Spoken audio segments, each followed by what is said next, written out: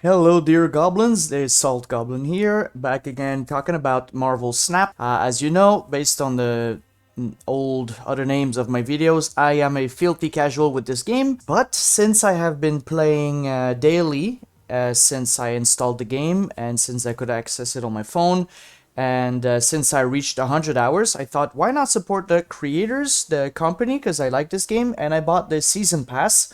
So today I want to talk about was it worth it to buy the season pass. Before we start, they have a cool little neat thingy here this month, the first time battle recap for this season. So I bought the Nimrod, what the fuck was it called? Days of Future Past, I think? Yeah, Days of Future Past. To try it out. It's very much pay to win, where I've seen, but let's take a look. It was not as bad this season, I think, but the previous seasons, when Silver Surfer came in, it was at the top of the meta. If you googled meta, and I think when Savage Land started, and you got that beast, the Zaku, is that what the name? It was pretty high at the meta too. So I try to make a Nimrod deck because I fucking love Sentinels in X-Men Marvel Comics. I made a few shorts about it. You can check it out on my channel. 2 shorts about Nimrod. You played Nimrod in 151 games and copied 254 Nimrods. I'm not the top. 1,000 here. Serendipity number 1. Of course, Wolverine, a big part of Days of Future Past. If you like the comics, I played it in 120 games. Dajiba put it in 10,000 games. Sentinel, 17 games. People played it in 5,800 games. This person here. Battle recap. You are an avid supporter of Sentinels. Sentinel, I haven't got the mother mold. Sentinel cards played 168. Mutant cards played 153, but mostly because of Nimrod. That's cool that they put head-to-head the Sentinels and the Mutants. Wolverine, Magneto is new in my deck. Mystique. Days of Future Past. You have seen X mentioned 17 times. What's that? Oh yeah, 19. You have seen Asteroid M in 20 games. Krakoa in 17 games. Okay. So that's what they had for us. Very meh. Now my problem is what I wanted to show you guys was what I got. So I got to level 64 with the season pass. This is just infinite. I wish that I could show you the rewards that I got. But if we just look at the credits and the gold, just the credits alone is without the season pass if you're free to play. Double, maybe more, I'm not sure. But it was a lot. 500 credits here. That was just boom, 500 gold. I have a lot of gold saved up. But it seems like the store has changed and there's not a lot of ways for me to spend my gold.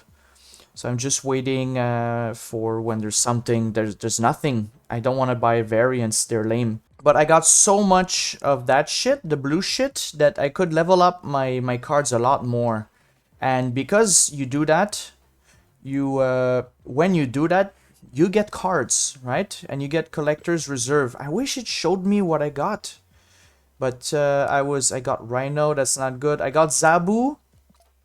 Okay, it tells you. Okay, so I got Zabu recently, which made me do a Zabu deck that I net decked, and I've been winning with it ever since. Variant Deadpool, very cool. I got Debris, I haven't used yet. The Heli Carrier can be good. So I don't use much that I got here. Taskmaster I tried for a bit. And I got Rogue. But I don't know why. I don't know why I got to 56 this time. Usually I get stuck at 30 all the other seasons. And this time I got to 56.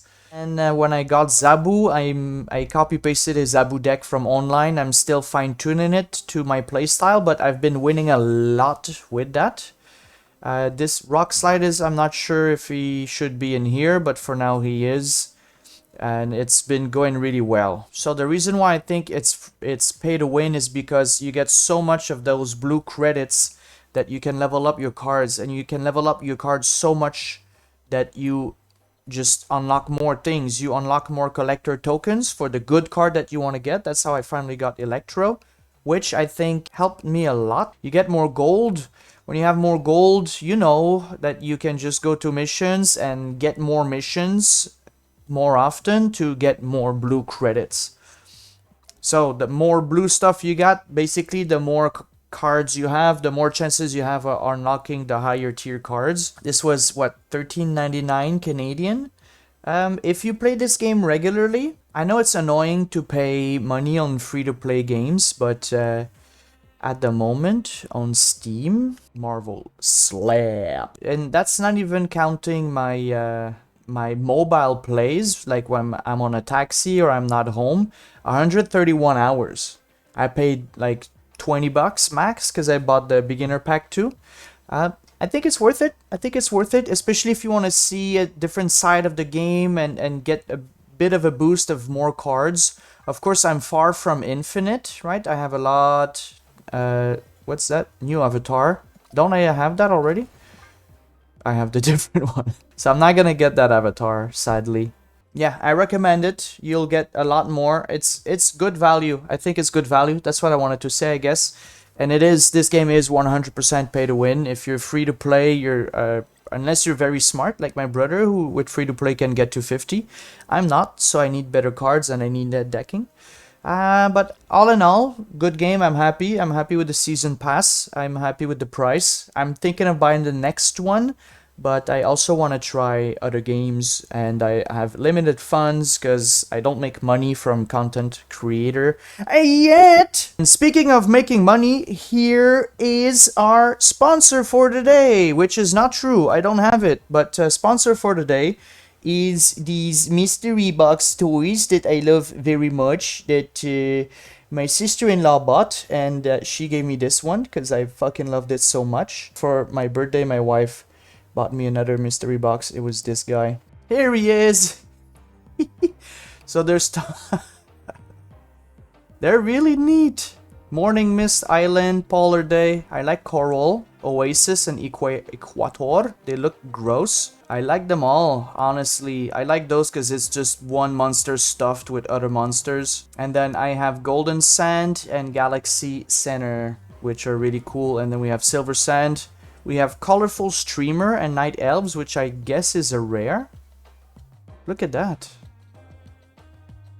Bitch, I might. So they're 189 dong. So about $5 each if you live in Vietnam. They are really cool. Really great finish.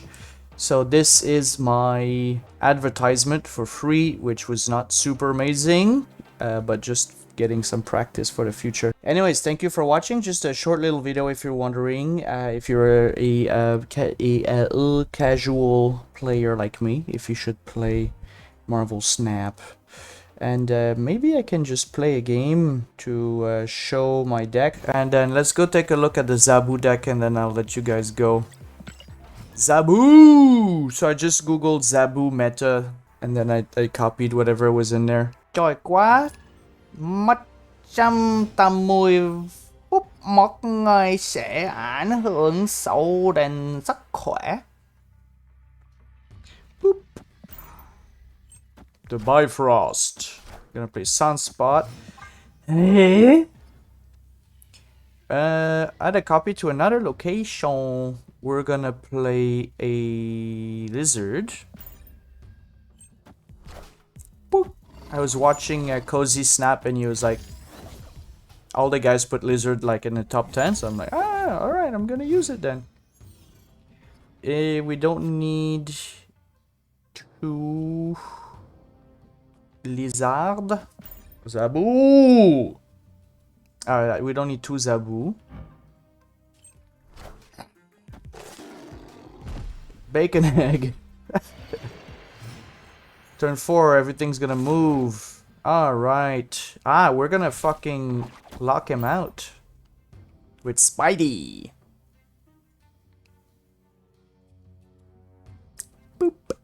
I find that with Sinister London, it usually copies the card always at the same location. Like the random is really not that good here about that.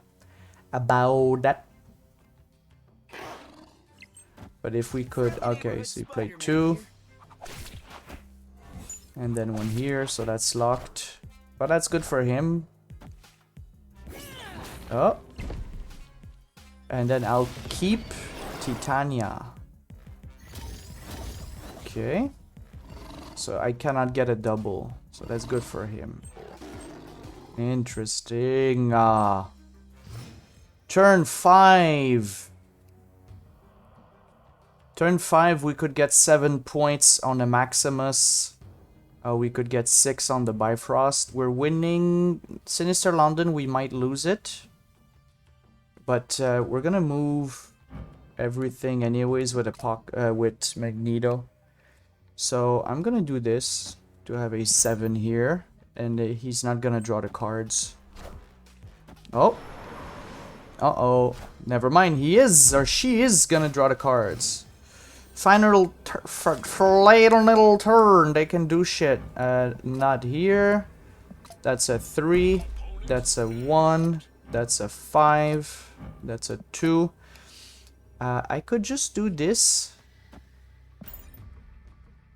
And we'd see what happens. Okay. Yeah. Oh, 2 red skulls. That's bad. But then we're gonna move that here, and it's not gonna be enough. Is it? We win with the Dark Dimension.